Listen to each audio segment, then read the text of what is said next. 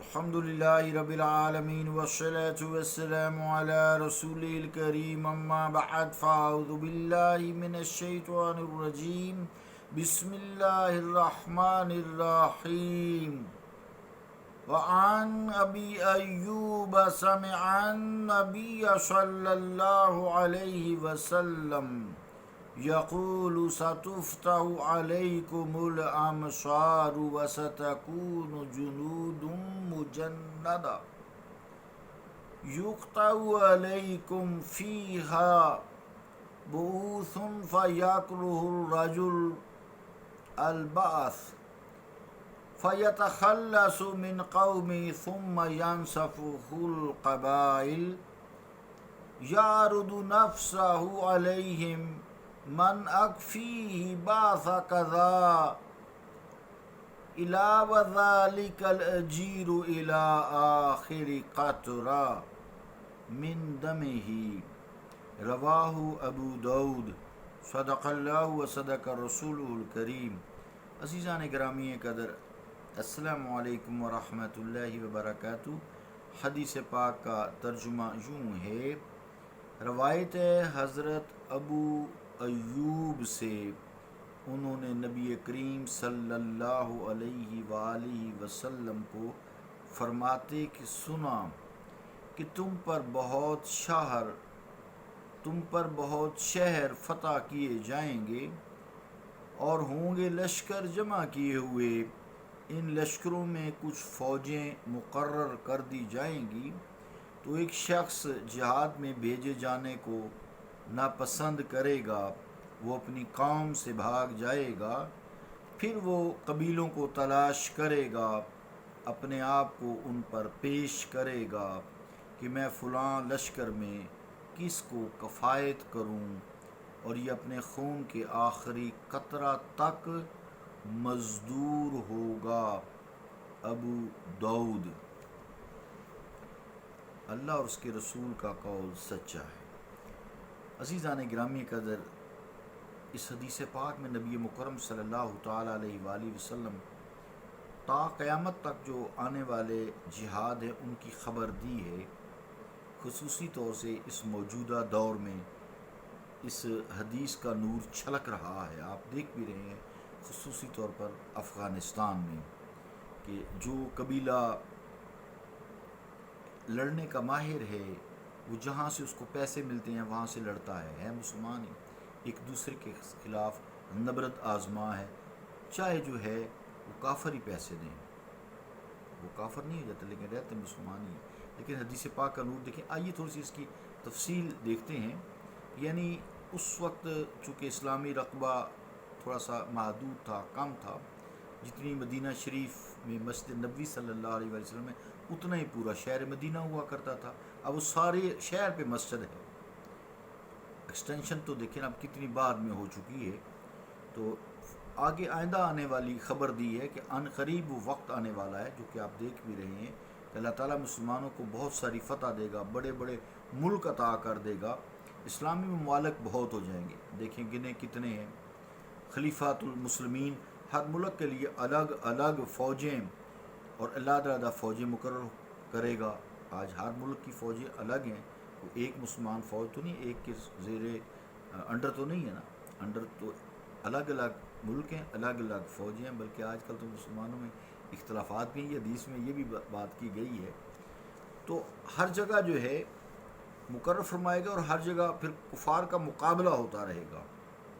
سارے ملک جو ہیں جب ان پر حملہ کرتے ہیں تو وہ کفار کے خلاف لڑتے ہیں۔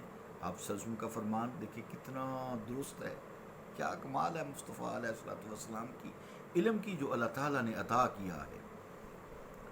وَعَلَّمَكَ مَا لَمْ تَكُنْ تَعْلَمْ، اے مصطفیٰ میں نے آپ کو ہر وہ علم عطا کر دیا جو آپ نہیں جانتے، ہر چیز سکھا دی، علم دے دیا ہے۔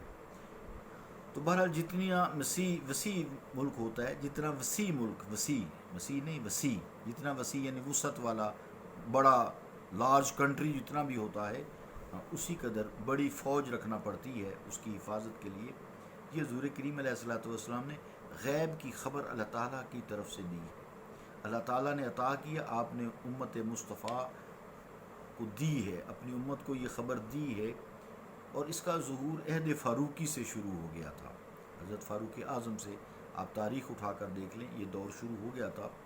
یعنی سلطان جو ہے بڑے بڑے لشکر کے پھر مختلف حصے کرے گا. آج دیکھیں فوج میں کتنی ریجمنٹس ہیں. ہمارے ملک میں کی بات اگر کریں تو علیحدہ علیحدہ جو ہے پھر وہ ممالک میں بھیج گئے. دیکھیں نا، ہم افغانستان بھیج رہے ہیں، ادھر بھیج رہے ہیں، ادھر بھیج رہے ہیں. اللہ نے اتنی قوت بھی دی ہوئی نا. Pakistan is the biggest country in respect of atomic power.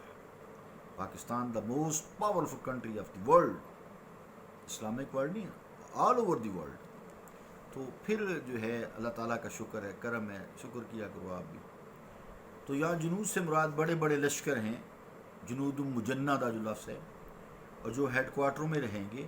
اور باؤس سے مراد چھوٹی چھوٹی فوجیں ہیں، پیادہ فوج ہوتی ہے، یہ میزائل ہے، مختلف جیسے فوج میں جو ہے وہ درجہ بندی کی ہوئی ہوتی ہے. آپ سب لوگ جانتے ہیں، مجھ سے بہتر جانتے ہیں. یہ الگ الگ سرحدوں پر فائز ہوتی ہے. پھر یہ بحری فوج ہے، یہ بری فوج ہے، یہ فضائی فوج ہے. تو آپ سب نے یہ پہلے ہمیں خبریں دی ہوئی ہیں. پہلے ایسی فوجیں تو نہیں ہوتی تھی نا جیسی آج ہے. پھر آپ دوزیں ہیں، کئی چیزیں آ گئی ہیں. یعنی اس زمانہ میں عموماً مسلمان جو ہے، جو آپ صلی اللہ علیہ وسلم کا زمانہ ہے، جہاد جو ہے فی سبیل اللہ کریں گے، اپنے اپنے کاروبار کریں گے. مگر کوئی آدمی جب دور آگے آتا جائے گا، بغیر اجرت کے لوگ جہاد کریں گے، لیکن کچھ آدمی ایسے ہوں گے جو آمادہ نہ ہوں گے، خود سے ڈیمانڈ کریں گے. اور یہ درست ہے، ناجائز نہیں ہے، وہ مسلمان ہی رہیں گے.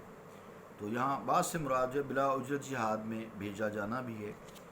رجل فرما کر بتایا کہ یہ مزدوری لینے کا شوق خال خال کسی کسی میں ہوگا، اس لیے بھاگے گا.